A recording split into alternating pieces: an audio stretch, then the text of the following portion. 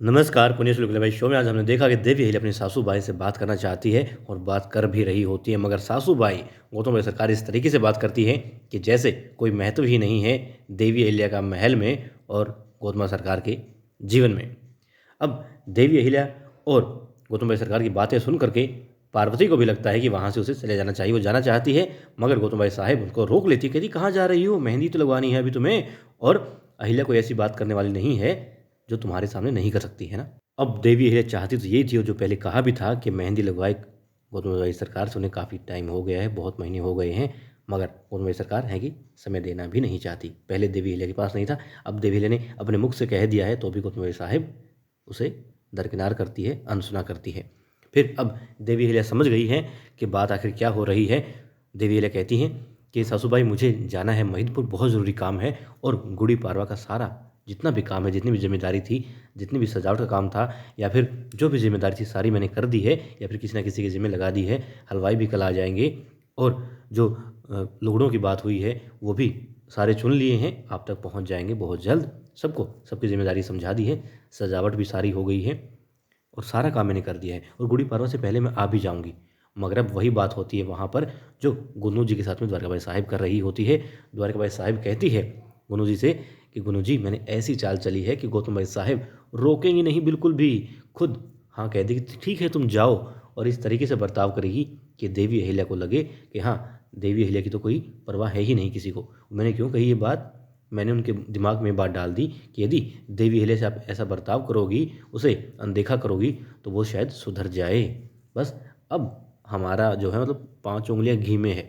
देवी अहिल्या वहाँ से चली जाएगी और पार्वती युवराज खंडेराव के जीवन में आ जाएगी। अब वो गुन्नू जी को कहती हैं कि गुन्नू जी मैंने तो सारी बातें बता दी हैं, अब आप बताओ आखिर क्या मसला है, आप किस बात से खुश हो रहे थे और किस बात से दुखी हैं, कि कौन सा मामला ऐसा है जो महिदपुर जा करके देवी अहिल्या ने यदि सुलझा लिया तो आप फंस सकते हैं। बोलते नहीं ऐसा कुछ नहीं है, मेरा कोई हाथ नहीं है, महिदपुर से मेरा कोई लेना देना नहीं है। सिर्फ ये बात थी कि युवराज खंडेराव और देवी अहिल्या के अंदर बीच में जो दोनों बीच में जो है इससे विवाद बढ़ जाएगा, बस मैं ये नहीं चाहता, और ये कतई नहीं चाहता कि युवराज खंडेराव गलत साबित हों देवी अहिल्या के सामने, बस यही बात और कोई बात नहीं।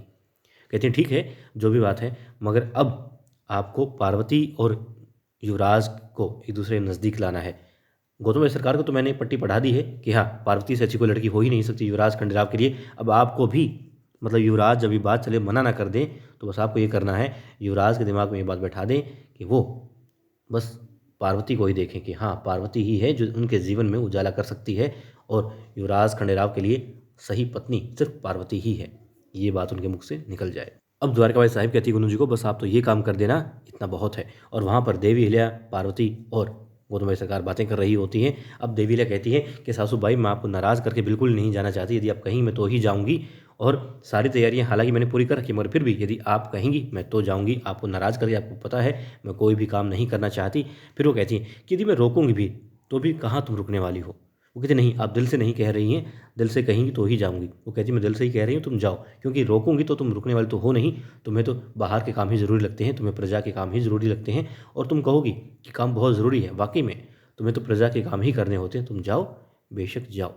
ठीक है, देवी अहिल्या के सामने ही पार्वती के हाथों पर फिर से वो मेहंदी लगाने लग जाती हैं। अब देवी अहिल्या वहाँ से जाती हैं सोचती हुई यही कि आज तो मतलब गौतम साहिब ने गुस्सा नहीं किया, लेकिन इस तरीके से वो तो हमेशा रिश्तों की बात जब होती है किसी के सामने भी घर की बात बाहर नहीं करती, बहुत संयम रखती हैं, मगर आज पार्वती के सामने, पार्वती जो हमारे परिवार की नहीं है, कोई रिश्ता नहीं है, अनजान है बिल्कुल, उसके सम्मुख इस तरीके की बातें कुछ समझ में नहीं आ रहा, मतलब जैसे वो बहुत खास हो उनके लिए और मैं कुछ भी नहीं।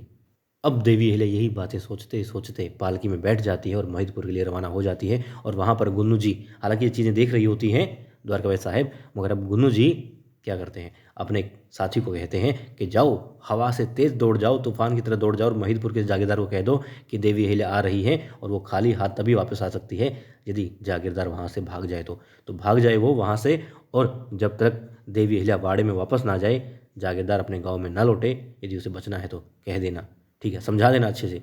वो इंसान तूफान की तरह क्या मतलब बस दौड़ जाता है वहाँ से फ़ौरन फटाफट, और देवी अहिल्या पहुँच जाती है महिदपुर। महिदपुर में उतरते ही उनको बता दिया जाता है कि आज हमें यहाँ रुकना है, और तुगोजी ने सारा बंदोबस्त कर रखा होता है। अब देवी अहिल्या कुछ कदम ही चलती हैं कि वो एकदम से गिर जाती हैं। सैनिक कहते हैं छोटी रानी, तभी क्या दिखाते हैं, फिर दिखाते हैं देवी अहिल्या बिस्तर पर होती है, शारजा पास में होती है और देवी अहिल्या जब आंखें खुलती हैं तो एक वैद्य जी वहाँ पर औषधि बना रहे होते हैं और देवी अहिल्या पूछती हैं, शारजा तुम यहाँ कैसे?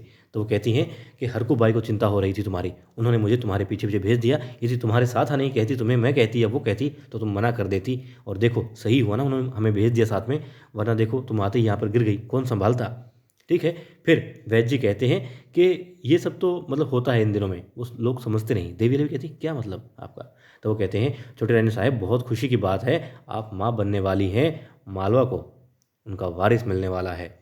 हर कोई खुश हो जाता है, बधाइयों की झड़ी सी लग जाती हैं और देवी अहिल्या को शारजा कहती है तुम बहुत खुश हो रही हो ना, वाकई में इस खुशी को बांटो, युवराज के पास जाओ, चलो। सबसे पहले वो कागज़ लाती, कहती है इसमें लिखो, संदेश लिख दो कि हाँ युवराज मतलब पिता बनने वाले हैं।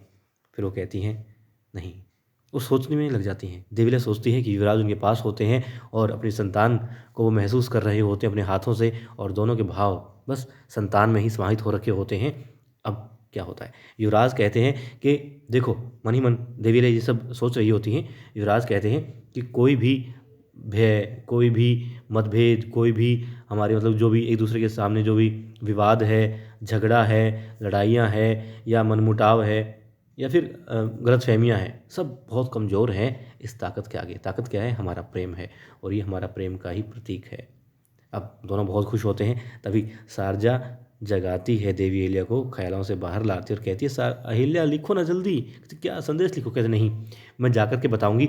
देवी अहिल्या कहती है मैं उनके सम्मुख जब उनसे बात कहूंगी तो उनके चेहरे पर जो इंद्रधनुषी मुस्कुराहट होगी, मैं वो अपने जहन में, अपने दिलो दिमाग में संजोना चाहती हूँ, देखना चाहती हूँ। वो मतलब कितने खुश हो जाएंगे, बहुत गदगद नाचते फिरेंगे महल में, बिल्कुल। और वो मैं अपने सामने चाहती हूँ, इसलिए मैं जाऊंगी तब बताऊंगी इनको। ठीक है। अब देवी अहिल्या कहाँ होती है? देवी अहिल्या मंदिर में होती हैं, शिव भगवान से पूजा कर रही होती है। कहती हैं मैंने पिछले कुछ दिनों से बहुत आपको शिकायतें की है कि आपने ये किया वो किया, परिवार में मतलब घर में कुछ भी सही नहीं हो रहा था, मगर मुझे क्या पता था आप इतनी बड़ी खुशी मुझे देने वाले हैं। और इस खुशी से जब ये चीज़ें सबको पता लगेगी, ये बात पता लगेगी, तो हमारे जीवन में फिर से खुशियाँ आ जाएंगी और युवराज खंडेराव और देवी अहिल्या के बीच में जो अभी गलतफहमियाँ हैं सब दूर हो जाएंगी, और वो लोग अपने मतलब जो उनका प्रेम है, निस्वार्थ प्रेम है, सच्चा प्रेम है, वो प्रेम फिर से उनको जकड़ लेगा। अपने मतलब महसूस करेंगे कि हाँ हम दो नहीं, हम एक ही हैं।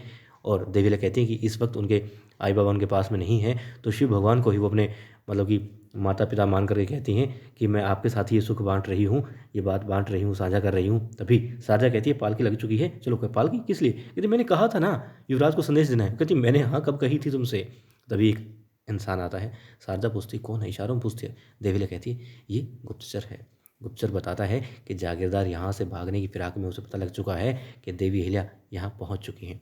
फिर क्या दिखाते हैं, बस देवी अहिल्या उसे पकड़ने के लिए क्या करेंगी, उसने बताया उसको कि सारे सैनिकों को बोल दो जो महिदपुर की सीमा है उसको बंद कर दें, किसी को आने ना दें, किसी को जाने ना दें, और मैं खुद छापा मार करके उस महिदपुर के जागीरदार को पकड़ूंगी। और वहाँ महल में सारी तैयारियां हो चुकी होती हैं, सजावट को निहार रहे होते हैं पार्वती के माता पिता, और देखते हैं कि वाह कितनी अच्छी सजावट है, ऐसी सजावट पहले कभी नहीं देखी। तभी आ जाती है द्वारकाबाई साहिब और कहती है वाह कितनी अच्छी सजावट है ना। कहती है हाँ बहुत, हमने पहली बार देखी है। हमारे यहाँ भी गुड़ी पड़वा पर बड़े अच्छे धूमधाम से मनाया जाता है, मगर यहाँ महल की तो रौनक कुछ अलग ही होती है। हम सौभाग्यशाली हैं कि हमें ये मौका मिला देखने का। तब उनको एक तरफ ले जाती है द्वारकाबाई साहिब और कहती है कि आपको ये मौका, क्योंकि इस तरह के साल में कई मौके मिल सकते हैं त्योहारों को देखने की। वो कहती हम समझे नहीं। वो कहती हैं मैं समझाती हूँ, लेकिन इसके लिए पहल आपको करनी होगी।